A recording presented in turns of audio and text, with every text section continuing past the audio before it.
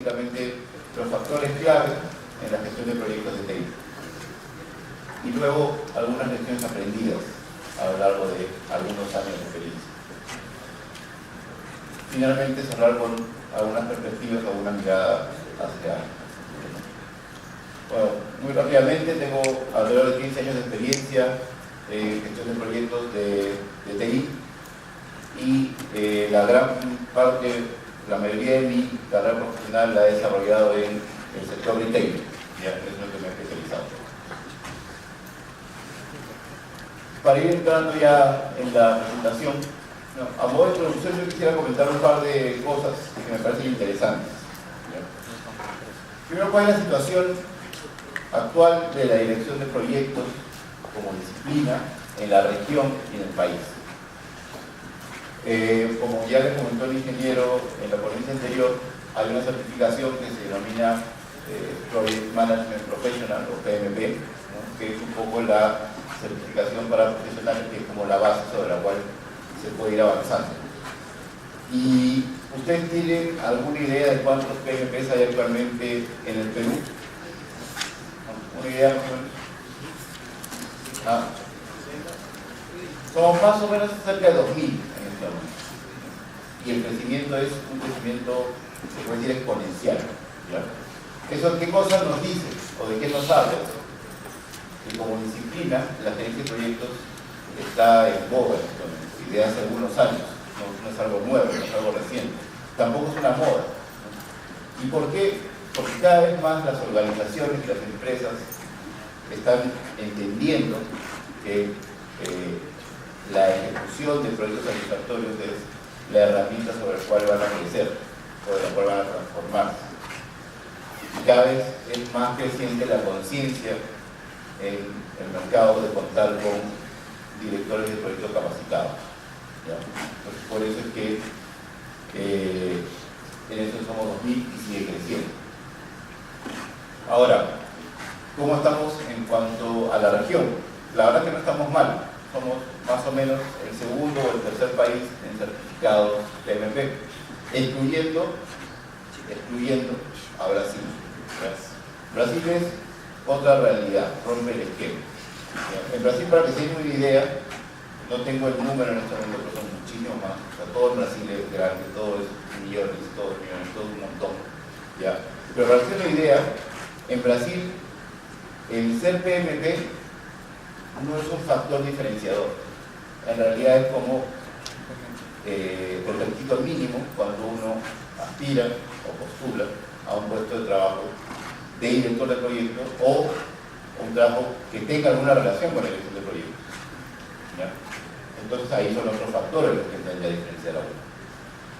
Yo, mi opinión personal es que de acá a algunos años posiblemente estemos en ese nivel también. Esto no nos dice otra cosa más que la dirección de proyectos como disciplina está en un crecimiento permanente, ¿ya?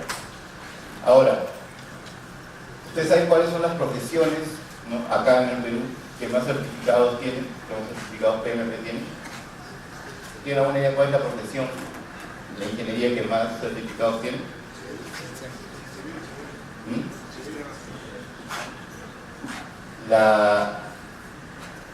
Los ingenieros de sistemas son mayoría en certificados PMP. Son más o menos la tercera parte. De ahí le sigue minería y construcción, o construcción y minería. La verdad que en el orden no estoy muy seguro. Ahora uno se preguntará, yo a veces me he preguntado ¿por qué? ¿Por qué los de sistemas? Y uno puede ensayar un montón de posibles respuestas, pero yo creo que en el fondo, ¿no?, y lo digo desde mi experiencia, los de sistemas somos los que más hemos sufrido con los proyectos en determinado momento. Sufrimos con los usuarios, o sea, con los interesados, sufrimos con los plazos, sufrimos con los costos. Entonces yo creo que eso un poco nos ha llevado, ¿no?, a los profesionales de sistemas a meternos bastante en este mundo de los proyectos. Un dato que a mí me parece curioso, ¿no?, es que administradores de empresas casi no hay. No hay poquísimos. Hay hasta más abogados. Lo cual es curioso, ¿eh? Yo ahí sí no tengo, no sé por qué, porque en realidad si uno ve en qué consiste el trabajo de la administración de empresas, estamos todos relacionados, ¿no? Pero no hay. Dato curioso. Ahora, entremos de lleno a la ponencia, a lo que quiero compartir con ustedes en base a la experiencia. Ya en base a la experiencia, en base a algunos años de recorrido. ¿Cuáles son, en mi opinión? Acá yo voy a dar muchas opiniones personales, quien la comparten, quien no la comparten, después yo me dicen, oye, usted está equivocado. Conversemos. ¿Ya? Yo quiero compartir un poco en base a mi experiencia. ¿Cuáles son los factores claves para llevar a cabo proyectos de TI satisfactorios? Yo creo que hay dos a nivel general, muy general, ¿ya? El primero, se necesita que entendamos qué cosa es gestionar proyectos, o cómo gestionar bien un proyecto, ¿ya? Y en segundo lugar, ¿ya?, entender cuál es el rol estratégico que debe dar un área de TI o de sistemas.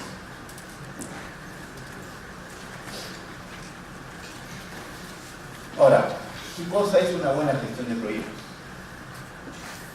Para mí, gestión de proyectos se compone de muchos factores, pero uno puede, o yo puedo decir, o me gusta pensar, que es una ciencia y un arte a la vez. ¿Por qué? Porque como vimos en la ponencia anterior, hay mucho de conocimiento, ¿no?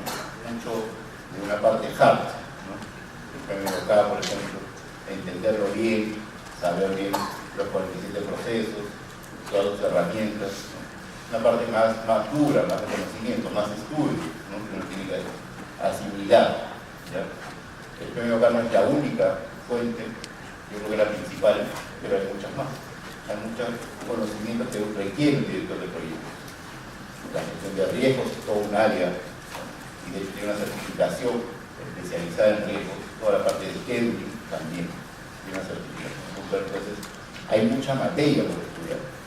Entonces, esa materia por estudiar es lo que yo denomino la parte de ciencia, una parte más dura. Pero también hay lo otro, ¿no es cierto? Las habilidades interpersonales, que también son necesarias para poder dirigir un proyecto o para poder gestionar bien el proyecto. ¿Qué habilidades, por ejemplo, o cualidades? Yo les pregunto si ustedes creen que una persona, un director de proyectos, que no sea un buen líder, va a ser un verdadero director de proyectos. Aunque tenga todas las certificaciones del mundo, ¿ustedes creen que una persona que no logra comunicarse bien puede ser un director de proyectos? Una persona que no tiene influencia, una persona que no tiene capacidad de negociación, una persona que no es empática, que no tiene comunicación asertiva. Yo creo que la respuesta es no. Y son las dos cosas las que se conjugan para poder gestionar bien los proyectos. Ahora, quizá usted se puede preguntar, ¿y qué es más importante? ¿La parte de conocimiento duro o la parte más blanda? Las dos en realidad, ¿no? Las dos se complementan por eso. Yo tengo una opinión personal y es que yo creo que es más fácil cultivar, a partir de haber cultivado ciertas habilidades, poder obtener los conocimientos, a que ir en el sentido contrario. No es que no se pueda, creo que es más fácil. Ahora, hemos hablado de liderazgo, hemos hablado de negociación, influencia, comunicación, motivación. Eso se aprende, se nace con ello. ¿Ustedes qué piensan? Un buen líder, por ejemplo, ¿se nace o se hace? ¿Quiénes opinan que se nace? Hablando de la mano, una encuesta así rápida. Nadie. ¿Quiénes que se hacen? Hay algunos que no saben y no opinan. Mi opinión personal es que las dos cosas. Porque en realidad hay cualidades nativas de algunas personas que facilitan un desarrollo de liderazgo. Pero también es cierto que cosas se pueden aprender, se pueden cultivar. Y de eso se trata la gestión de proyectos, en ir cultivando esas habilidades. Bueno, ya hemos hablado un poco de la relevancia de esas habilidades blandas. Y un poco, gestionar tiene mucho de planificación, ¿no es cierto? Por eso es que cuando repasamos el mapa que vimos en la ponencia anterior con todos los procesos, una conclusión que muchos se pueden rápidamente dar cuenta es que hay un grupo de procesos que es el que se lleva la mayoría de procesos, ¿cierto? ¿Se dieron cuenta de eso, no? o no se han percatado. ¿No es cierto? ¿Y qué grupo de procesos es el que tiene más procesos? Planificación. ¿No es cierto? ¿Qué nos dice eso? Que hay mucha planificación. ¿Ya? Pero podemos decir que gestionar bien un proyecto es simplemente planificar bastante, planificar todo, tener todo bien estructurado. No es solamente eso. No hay que olvidar que la planificación en el fondo es una herramienta para obtener un resultado. ¿Cuál es el resultado? El entregable del proyecto al final. El producto o servicio único que nuestro proyecto va a generar. Y la planificación es un medio para llegar a eso. ¿Por qué? Porque hay muchas veces en las cuales caemos en cierta tentación de ser locos planificadores. Planificamos. Pero no basta con eso. En realidad es un poco planificar bien sí y poder eso volverlo realidad, o sea, ejecutar lo que hemos planificado. ¿Ya? Y es un poco, o vamos a decir que eso se resume un poco lo que es gestionar un proyecto, ¿no es cierto? Planificar bien y ejecutar. Y eso significa ser rígidos, inflexibles, nacer con una planificación y morir con esta planificación. ¿Se trata de eso? No, ¿no es cierto? Todo esto es marcado en una flexibilidad. ¿Ya? ¿Por qué? Porque lo que no podemos olvidarnos nunca es que nuestro proyecto tiene un objetivo. Y si ese objetivo es entregable, carece de valor al final, entonces de nada sirve nuestro proyecto. Y aquí eso va a ser un poco más adelante. Cada proyecto es único. Y como proyecto único, nosotros como directores de proyectos lo que tenemos que hacer es encontrar de toda esa gama de procesos, de herramientas que nos proporciona el PMI y que está muy bien definido el PMBOK, qué cosa vamos a tomar, ¿ya? Porque el PMI no nos ofrece una metodología, ¿ya? El PMI no nos ofrece una metodología que tengamos que seguir paso por paso, sino nos ofrece una norma, un estándar, una guía, sobre el cual nosotros vamos a ir tomando, dependiendo del proyecto en el que estemos, qué cosas, ¿no? qué procesos vamos a aplicar en este proyecto, porque este proyecto es único. ¿Ya? Entonces acá no hay una receta, no es que digan, yo voy con mis 15 procesos y siempre los voy a aplicar. No, el tema es variable acá. Y de hecho el término dice eso, ¿sabes? Nunca traten de aplicar todo lo que dice el premio acá, todo en todos los proyectos. El premio dice, usted, señor director del proyecto, tiene que tomar, dependiendo del proyecto, dependiendo de su área de especialización, ¿no? aquellos procesos o aquellos que de la buena práctica del PMI usted va a decir. Y como decía antes, no olvidar nunca de qué se trata el proyecto, o sea, para qué es el proyecto. El proyecto nació, o todo proyecto nace, mejor dicho, con un objetivo. Ese objetivo, lo que nos dice la buena práctica, tiene que estar mapeado para algún objetivo del plan estratégico de la organización, de la empresa en la que estamos. Si no logramos mapear eso con el plan estratégico de la organización, entonces tenemos que cuestionarnos si en verdad vale la pena que hagamos el proyecto. Esto puede ser para cumplir con alguna regulación, cumplir con una norma, una ley, para responder al mercado, a la competencia, para optimizar los procesos internos, pero todo eso tiene que tener una relación, un mapeo directo con el plan estratégico. Entonces, por lo tanto, el entregable final del proyecto tiene que generar un valor, ¿cierto? Eso es a lo que nosotros tenemos que mirar, el producto que vamos a generar, el producto o servicio que vamos a generar. Ese es nuestro objetivo. Por eso es que el PMI en el PMI nos dice, después de cada etapa que usted vaya cerrando en su proyecto, después de cada hito que usted alcance, siempre lo que tiene que tomar es como un punto de control y validar qué, o verificar qué. Que los supuestos por los cuales nació el proyecto siguen siendo válidos en este momento. Porque a lo mejor mi proyecto empezó hace 6 meses o hace un año, basado en cierto escenario. Y a lo mejor, como todo, la vida y la realidad es cambiante, ¿no es cierto? Estamos en un mundo que cambia todos los días. Entonces, a lo mejor, esos supuestos que hacían que mi proyecto, o mejor dicho, que el entregable que genera el proyecto sea un entregable de valor, puede haber cambiado. Entonces, siempre es bueno no perder de vista eso, no es que yo inicio el proyecto y como lo inicié, yo tengo que terminarlo. No sé, yo tengo que sea como sea. No se trata de eso. No se trata de abandonarlo, pero sí cuestionarse.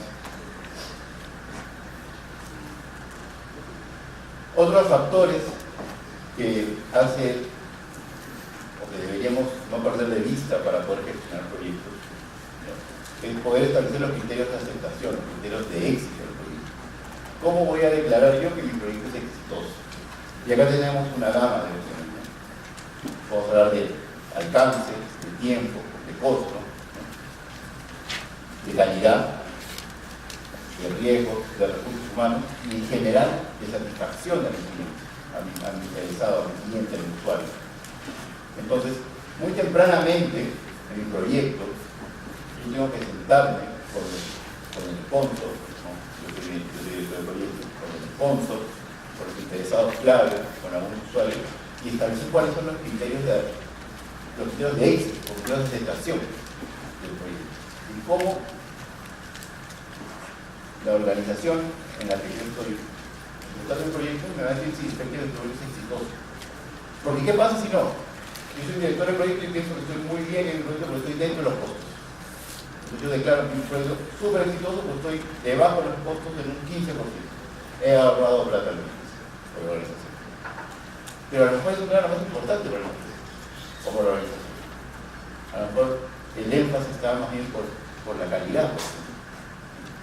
En general, lo correcto, como directores de proyectos, es que trabajemos con esta múltiple restricción, ¿no? Que se llama alcance, tiempo, costo, calidad, riesgo, recursos humanos, satisfacción del cliente.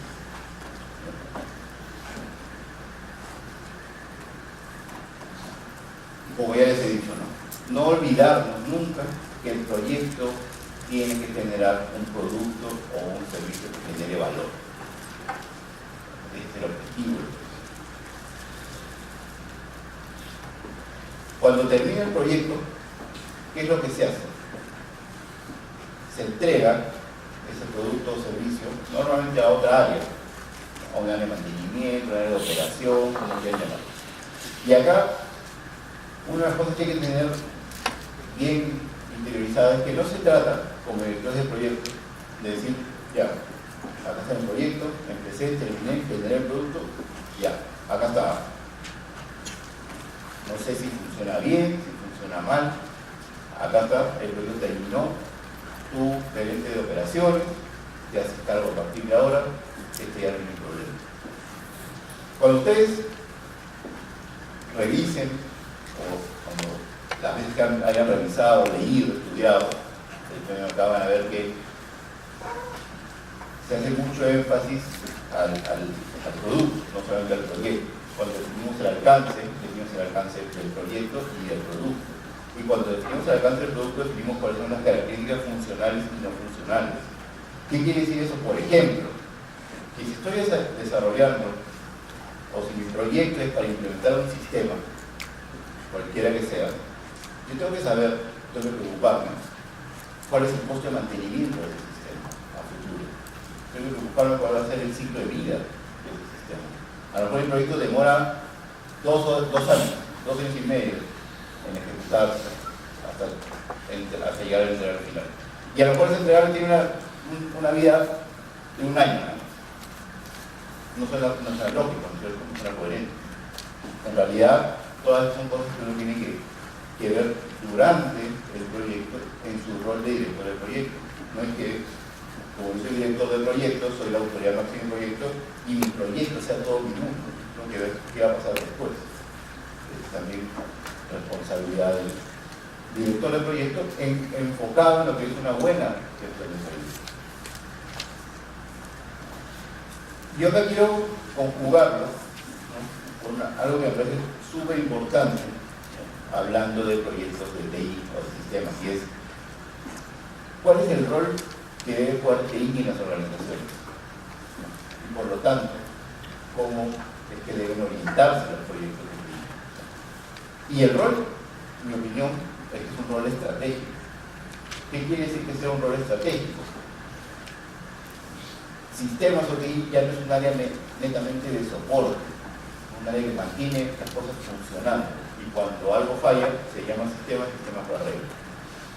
Es un rol de soporte. El sistema va mucho más allá de eso. ¿Cuál debe ser el rol del sistema? ¿O qué se requiere para tener un rol estratégico de TI? Y que eso sirva para guiar nuestros proyectos de TI, nuestros proyectos de sistemas. Número uno, acá, el de sistemas tiene que entender el negocio. ¿Qué significa entender el negocio? No solamente saber de bits, bytes, gigas, teras, también porque es parte de su profesión, pero tiene que entender y tener una visión muy clara del sector donde está. Si es minero, si es energético, si es construcción, pero un gerente de TI, un gerente de proyectos de TI tiene necesariamente que poder hablar el negocio del lenguaje del negocio. ¿Ya? Y hablar el lenguaje del negocio no es más que estar involucrado en el negocio, ser un participante activo, no un mero tomador de pedidos que se llega hoy el sistema no es que hagas esto y lo haces así y se acabó. Y me lo entregas y yo veo lo que hago.